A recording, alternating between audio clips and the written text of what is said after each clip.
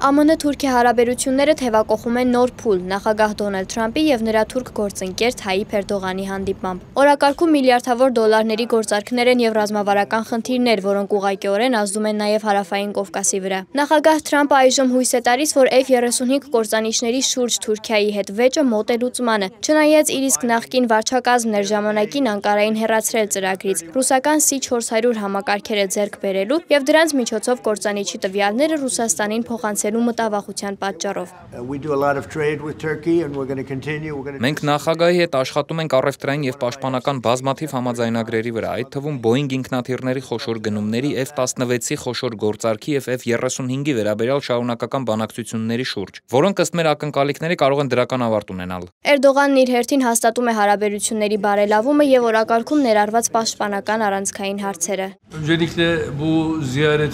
Ինչպես ասել ենք ձեր նախագահության առաջին եւ երկրորդ ժամկետների ընթացքում, մենք կարողացել ենք Թուրքիա-Միացյալ Նահանգներ հարաբերությունները բարձրացնել բոլորովին այլ մակարդակի։ Ինչպես նշեցիք, մենք այսօր հնարավորություն ունենք քննարկելու F-35, F-16 եւ հոտ-բոտ գործի հետ կապված որոշ հարցեր։ Սպիտակ տանը Թրամփը չխնայեց ջերմ խոսքերը իր թուրք գործընկերոջ հասցեին, նրան անվանելով ընկեր եւ շատ հարգված մարդ։ Ցուցադրելու համար, թե ինչպես է իր անձնական դիվանագիտությունն աշխատում, Թրամփը հիշեցրեց իր առաջին նախագահության շրջանի առանցքային հաջողություններից մեկը՝ ամերիկացի հոգևոր հովիվ Էնդրյու Բրանսոնի ազատ արձակումը։ Մենք երկար ժամանակ լավ հարաբերություններ ենք ունեցել, եթե հիշում եք, նա ազատ արձակեց քահանա Բրանսոնին, որը 35 տարվա բանտարկության էր դատապարտվել, սակայն ես միջամտեցի։ Երբ ես զանգահարեցի նախագահին, նա ազատ արձակեց հոգևոր հովվին, ինչը մեծ նշանակություն ունեցավ մեր քրիստոնեական, մեր ավետարանչական համայնքի համար։ Սակայն բարեկամական հռետորաբանության հետ մեկտեղ Թրամփը հիշեցրեց նաև հստակ պահանջ Ուկրաինայի պատերազմի խնդրով։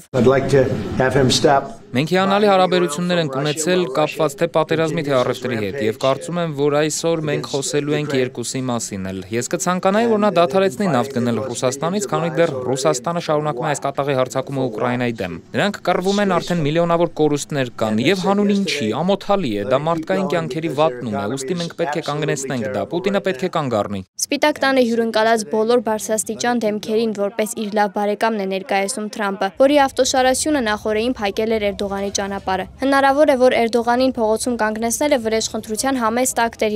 2017-ի մայիսի 16-ի դեպքերի համար, երբ նրա թիկնապահները Վաշինգտոնում Թուրքիայի դեսպանատան մոտ հարձակվեցին հայ եւ քուրդ ցուցարարների վրա։ 9 հոգի հիվանդանոցում էր հայտնվել։ Միացյալ Նահանգների դատախազությունը 15 թիկնապահի դեմ գործ էր հարուցել, սակայն հետո քիչ-քիչ կարճ էր դրանք։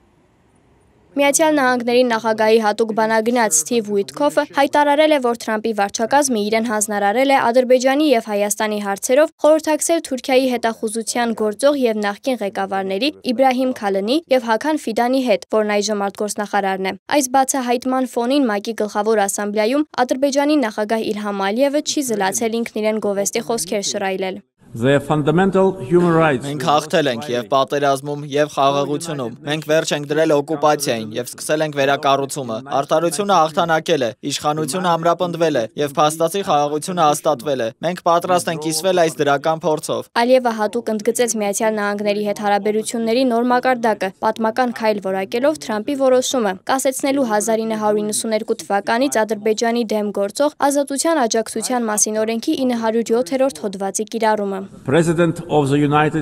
Մենք նախագահ Թրամփի հետ ստորագրեցինք հուշագիր երկու կառավարությունների միջև ռազմավարական աշխատանքային խմբի ստեղծման վերաբերյալ, որը կմշակի Ադրբեջանի եւ Միացյալ Նահանգների միջև ռազմավարական գործընկերության կանոնադրություն։ Սա բացում է նոր հորիզոններ գործընկերության համար քաղաքականության, տնտեսության, էներգետիկայի, տարածաշրջանային կապերի, պաշտպանության, անվտանգության եւ այլ ոլորտներում։ Վաշինգտոնն ու Անկարան փորձում են վերականգնել եւ խորացնել ռազմավարական համագործակցությունը միաժամանակ պահելով ճնշման գործիքները զգայուն հարցերում, ինչպես Ուկրաինայի պատերազմը եւ հարավային Կովկասում գոյություն ունեցող անվստահության պայմանավորված լարվածությունը։ Հաջորդ ամիսների զարգացումները կհստակեցնեն, արդյոք այս դրական հռետորաբանությունը կվերածվի երկարաժամկետ գործնական քայլերի, թե կմնա քաղաքական հայտարարություններով համեմված շփիթների փոխանակման հարթությունում։ Աննա Հարությունյան, Reopen Media։